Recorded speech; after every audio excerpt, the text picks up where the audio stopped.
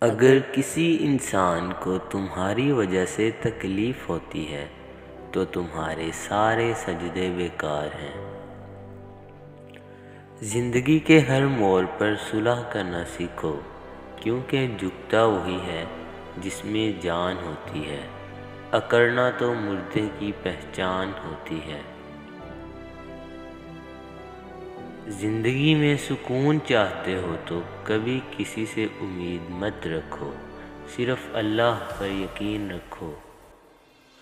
ہمیشہ اخلاق سے بات کرو، کیونکہ انسان پر سب سے زیادہ مصیبتیں اس کی اپنی زبان کی وجہ سے آتی ہیں۔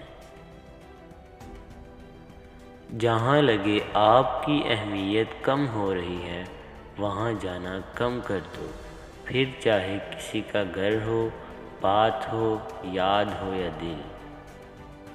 اپنا کردار اتنا مضبوط اور اپنا ظرف اتنا وسیع رکھو کہ لوگ آپ سے تعلق رکھنے میں فخر محسوس کریں۔